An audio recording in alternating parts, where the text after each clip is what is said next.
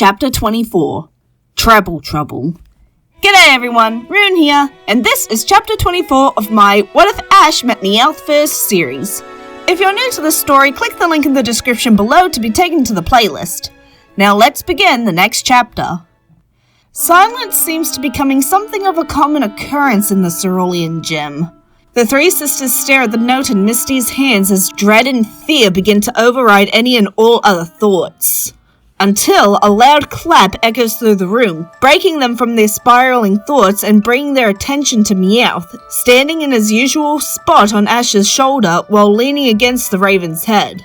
Once he's certain he has everyone's attention, he tells them that they don't have time to freak out. They need to think of a plan to save Daisy that doesn't involve giving those creeps what they want.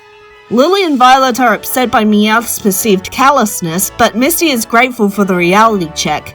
She can't waste time freaking out. She needs to save her sister. There is one thing that's bothering her though. How could Jesse, James and Porygon get the better of Daisy? Ash shakes his head at the comment. Jesse, James and Porygon may have a habit of trying to kidnap him to try and get him to join Team Rocket, but this feels way too scary to be their doing. The only people that he can think of that could be behind this are Butch and Cassidy. They know that they were in the area recently, and they also messed up an operation of theirs at the same time.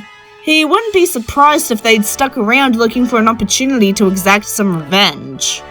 Lily asks why it's important which group of thugs kidnapped their sister, as at the end of the day, she is still kidnapped. Recognizing the panic in Lily's voice, Ash doesn't take her snapping personally and simply explains that if they know who kidnapped her, they'll know what they're up against. Jesse, James and Porygon are more annoying than threatening. They don't like actually causing harm to others if they can help it, and there's been a few times where they've actually felt guilty about the mess they made and tried to clean up. So they could just waltz up to the trio and take Daisy back no problem.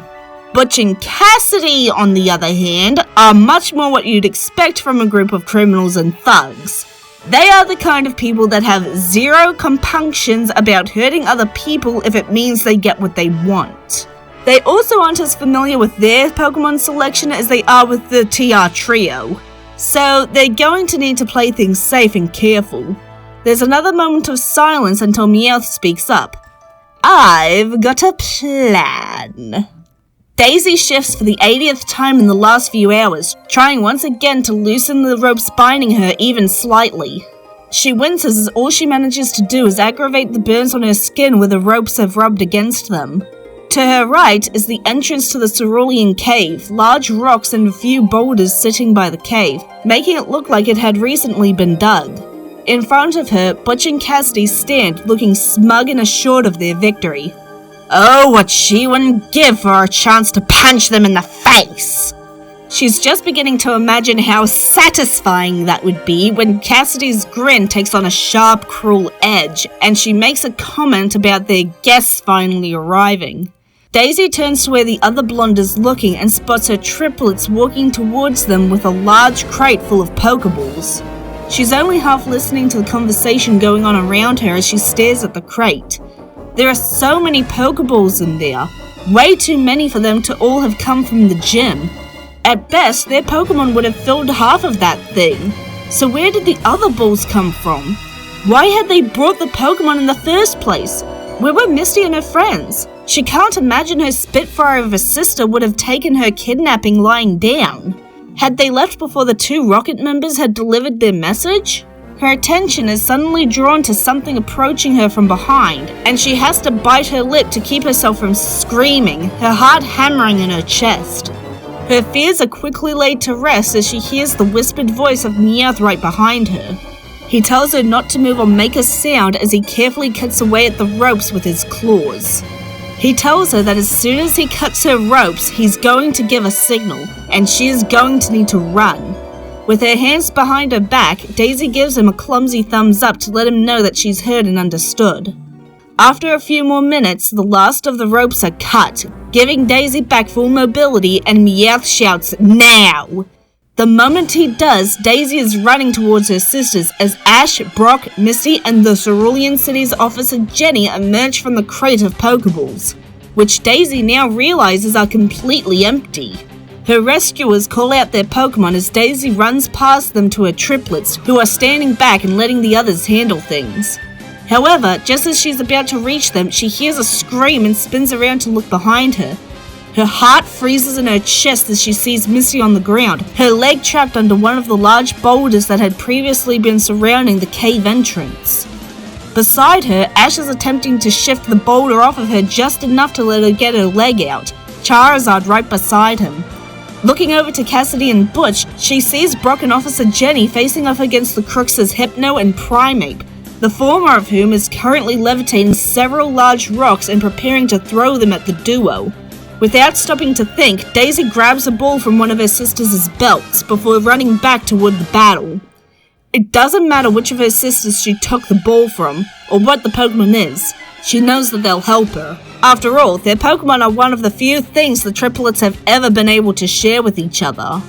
Throwing the ball, she calls for the Pokemon in sight to help her. In a flash of light, the Pokemon in question is revealed to be a Vaporeon. Without missing a beat, she calls for Vaporeon to use Aurora Beam. The attack connects with Hypno, breaking its concentration and forcing it to drop the rocks it was holding. Butch and Cassidy frantically run to get out of the way as the rocks fall to the ground before turning their attention on Daisy, who tells Brock and Jenny to go help her little sister. Turning back to her kidnappers, she calls for Vaporeon to use Surf, hoping to keep the Crooks' attention away from the others. In retaliation, Cassidy calls for Hypno to use Protect, negating the Surf, before Butch calls for Primeape to attack Vaporeon with Cross Chop. Caught off guard, Vaporeon is almost hit at point-blank range when the temperamental Pokemon's attack is suddenly blocked by Quagsire. Before the Primeape can pull away, it's knocked away and back towards its trainer by a Hydro Pump from a Starmie. Daisy's eyes widen in surprise as her triplets walk up to stand next to her, fire burning in their eyes. Smiling as determination burns in her own eyes, Daisy turns back to Butch and Cassidy, telling them that they're going to regret going after their family. With little effort, the trio slip into perfect sync, dancing circles around Butch and Cassidy like this is just another one of their water ballets, wearing them down until their Pokemon are so exhausted that they collapse on the dirt. With the duo now out of Pokemon and Misty finally free from the boulder, it's easy for Officer Jenny to arrest them. As the duo are being put in handcuffs, the triplets turn to rush to their little sister, who's now leaning on Ash for support, her shin now sporting a big bruise. Worried, Daisy asks if she's going to be okay. Smiling at her, Misty assures her that it isn't broken, but she's going to need to get the bruise looked at in town.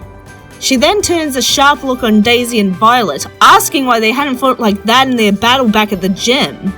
Grimacing in discomfort, Daisy asks if that means they've already had their battle. Misty confirms, telling her that she and Ash won, but Lily and Violet hadn't fought like that in their battle. It's at this point that Ash pipes up, saying that he thinks he knows why. It's because they didn't have Daisy with them. At everyone's confused looks, he decides to elaborate. When Lily and Violet were battling them, there was something off about their fighting style. It was clumsy and off-balanced. Now that he's seen all three of them fight together, seeing what their fight style is supposed to look like, it makes sense. Lily, Violet, and Daisy are supposed to fight together. Their whole fighting style is based around it. Remove one piece or even two and the whole thing falls apart. He guesses that they've never tried to battle as a trio in the gym because of Kanto's tradition of one-on-one battles. The girls confirmed, startled that they never realized it themselves until it was pointed out to them. But what exactly can they do? There's 3 of them, so even double battles won't be of any use in their situation. Ash raises an eyebrow at them. You do know that triple battles are a thing, right? At everyone's shocked reactions, Ash sighs, stating that this is why there needs to be more media coverage of Pokemon leagues outside of Kanto. The next day, Ash and company are preparing to head back to Pallet Town so that Ash can check in with his mom and double-check the date of the Indigo League. As they're about to leave Cerulean, they're stopped by a trio of calls from Misty's sisters. Rushing up to their sister, Daisy breathes a sigh as she comments that she's glad they didn't miss her. At Misty's confused frown, Daisy holds out her hand, revealing a teardrop-shaped pendant filled with water on a string. Daisy explains that this is mystic water and it had once belonged to their mother. Taking Misty's hand, she places the item in it, telling her to use it and show everyone at the Pokemon League what she's made of. Violet tells Misty that they'll be watching her on TV, since all of the tickets for the event itself are long sold out. An unreadable expression on her face, Lily tells Misty not to go down to some rando in the preliminaries. She beat them, so she expects to see her at least in the top 5. Tears pricking at the corners of her eyes, Misty thanks her sisters for their words. Then, smiling, the trio of friends wave goodbye as they continue down the path back to Pallet. Sometime later, Misty asks Ash how much farther it is to Pallet Town. After thinking about it for a minute, Ash tells her that it should only be a few more hours' walk, if they stay at their current pace.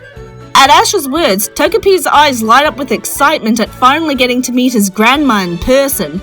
Jumping out of Ash's arms, he begins to run down the path at top speed, forcing a startled Ash to run after him. However, the baby Pokemon doesn't get very far before he suddenly stops and falls back as if he'd run into something. A large red mark now on his forehead, Togepi bursts into tears as Ash gently scoops him up into his arms. As he tries to comfort the crying baby, he looks around, trying to find whoever is responsible for this. It doesn't take him long to find the Mr. Mime currently several feet above him, scaling his tower of invisible walls. Angrily, Ash calls up to Mr. Mime, telling him that he can't just put his walls up wherever he pleases and demanding that he get down and apologize to Togepi right this second. Surprised at having a child lecture him like this, Mr. Mime jumps down from his perch before turning to the still crying Togepi. Feeling bad for making the baby cry, he begins to make several silly faces, making Togepi laugh. It's at this point that Stella shows up, asking to be allowed to catch Mr. Mime, to which Ash says that she should be asking that question to Mr. Mime, not them. When Brock attempts to tell Stella to go right ahead, Ash stomps on his foot, cutting him off. Stella does as Ash rather pointedly suggested and asks Mr. Mime to let her catch him. Mr. Mime scowls, clearly not wanting to be caught, and Stella tries to assure him that he won't be caught for long. Hearing this, Ash raises an eyebrow, clearly confused, before asking why she's so desperate to catch Mr. Mime in the first place. Stella takes the group, including Mr. Mime, back to her circus where she shows them her Mr. Mime lounging in his trailer and explains the situation. She then explains her plan to get him to perform again, and Ash stares at her dumbfounded. Wait, so let me get this straight. Instead of trying to make up with your Mr. Mime and repair your relationship, your plan is to use the teenage drama plot of making him jealous. Ash, you're not getting mad again, are you? Not at all. If anything, I'm impressed with how mind-bogglingly stupid that plan is. Stella glares at Ash, demanding to know if he has any better ideas. Ash gives her a flat look and asks if she's tried apologizing. Still glaring, she snaps that of course she has. Ash asks how and then has to resist the urge to facepalm as she tells him that she's been buying his favorite snacks.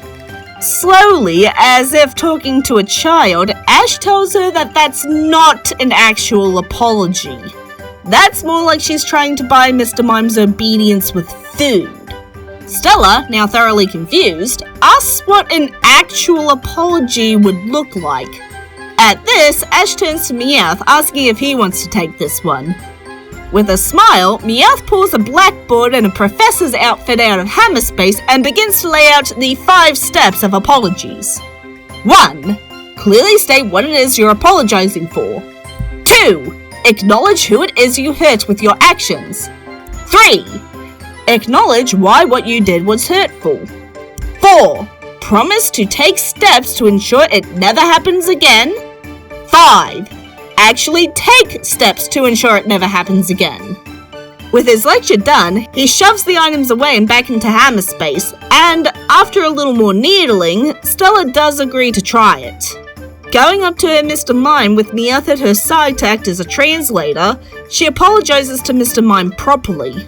With the apology now properly made, Mr. Mime agrees to give her a second chance, and with Meowth's help, they hash out some ground rules. Meanwhile, Team Rocket are at one of the organization's nearby bases, receiving an earful from Giovanni, not only for the mess that was made of the Viridian gym, causing him to have to go underground, but the fact that they haven't even brought him a single rare Pokemon in months. Jessie and James quickly explain to the boss that they've been trying to recruit a young trainer. They tell him that the boy has a talent for finding rare and powerful Pokemon and gaining their loyalty. He's already obtained an unusually powerful Pikachu, a Meowth that can walk and talk like a human, 2 fossil Pokemon, a Dratini, and a rare Pokemon from a different region. This explanation intrigues Giovanni, thinking of how useful such a trainer could be to Team Rocket. If he is so able to inspire loyalty and rare and powerful Pokemon without even trying, then he could be just what he needs to bring back his wayward experiment. He also thinks about how, even though Jessie, James, and Porygon haven't brought him any new Pokemon, they also haven't been getting in the way of any of his other operations, which had once been a common occurrence. Smirking to himself, he tells the trio that from this moment on, the recruitment of this trainer will be their primary mission. Unless he gives them a specific mission to complete, this will be their primary objective. Jessie, James, and Porygon smile, stars and tears of joy in their eyes. Their boss truly trusts them. He believes in them so much that not only is he believing them on Ash being a worthy addition to Team Rocket, but he's trusting them to be the ones to recruit him. Jumping to their feet, they give Giovanni enthusiastic salutes before quickly leaving the room. Later that day, Ash and his friends, including the wild Mr. Mime, are in the audience of the Pokemon Circus, having been given free tickets for helping out with Stella and Mr. Mime's issues. Just as the show is about to begin, the lights go out, startling everyone. Just as Ash is about to reach for Charizard's ball to give them a little light, Team Rocket make their presence known, chanting their motto while doing a trapeze act. Massaging his temples, Ash says that he'd be impressed with their performance if he wasn't already getting a Rocket trademark headache. Jessie tells him that he should be more respectful to his future employers as James throws a net at him, tangling him up in it and dragging him above the stage. As Ash struggles to disentangle one of his arms from the net, Jessie continues, explaining that now that their boss has made recruiting him their main job, they're going to be getting even more funding to do it. Ash can't help the sarcastic, "What funding? You threw a rope net at me!" James gleefully says that it was still enough to capture him and is about to drag him into their balloon when the net suddenly won't budge. Looking back, Team Rocket sees that Ash is now surrounded by a blue aura. Craning his head to look over his shoulder, Ash looks down and spots the wild Mr. Mime holding up his hands, his eyes glowing blue. Grinning, Ash calls out his thanks and renews his struggle to get his hands free. Down in the stage, Stella and her Mr. Mime look at each other before giving firm nods. Taking on a firm stance, Stella tells her Mr. Mime to climb the ladder. With an affirmative call, Mr. Mime begins to ascend on thin air while making the motions of climbing a ladder. Once he's close enough, he jumps onto the crow's nest next to Ash. From far below, Stella calls for him to lasso Ash and get him to the platform. Once again, Mr. Mime makes the motions of swinging a lasso before throwing it at Ash. To the Raven's surprise, he can actually feel something wrapping around his upper arms and torso, tight enough to be secure but not enough to hurt. Then, Mr. Mime begins to pull on his invisible lasso, the wild Mr. Mime letting up on his own hold enough to let his counterpart pull Ash over to the crow's nest. Once Ash is over the platform, Stella tells Mr. Mime to cut the rope. Mr. Mime motions picking up a pair of head shears before lifting them up over Ash to cut the rope connecting the net to Team Rocket's balloon. Before Jessie, James, or Porygon can do anything, he cuts the rope, causing all of the force the trio were exuding to try and pull Ash up to suddenly snap and send them and their balloon flying into the distance. With Team Rocket now gone, Mr. Mime quickly helps Ash disentangle himself from the net and descend the crow's nest. Once he's back on solid ground, he's quickly approached by his friends and his mom? Delia smiles at her son, commenting that he never mentioned anything about a group of ne'er-do-wells trying to recruit him in any of their calls. Ash apologizes, explaining that he hadn't wanted to worry her, as Team Rocket are really more of a nuisance than a threat. Delia smiles and says that she's just glad that Ash has so many good friends to help him with these situations. With everything settled, Ash and his friends bid goodbye to Stella and her circus and head on to the Catchem home. There, Ash begins going through his room to find his notebook, where he'd written down the date that the Indigo League is scheduled to begin. After a few minutes, Mr. Mime, who'd followed them, picks up the correct book from under Ash's desk where it must have fallen and hands it to him. Thanking Mr. Mime for his help, Ash opens the book and looks at the date, before smiling. Tucking the book under his arm, he heads downstairs to meet up with his friends in the dining/kitchen area, where they're waiting for Delia to make dinner. Holding up the book in one hand, Ash tells Misty that the league isn't for another 2.5 months. With Ash and his friends skipping so many adventures from the original series, I think it makes sense for them to have gotten back to Pallet earlier, even with the backtracking to Cerulean and the adventures that didn't happen in canon. And that, everyone, is where I'm going to be leaving the story for now. Join me next time as we speedrun the Whirlpool Islands arc and finally get to the Indigo League. I'm Rune. See you next chapter.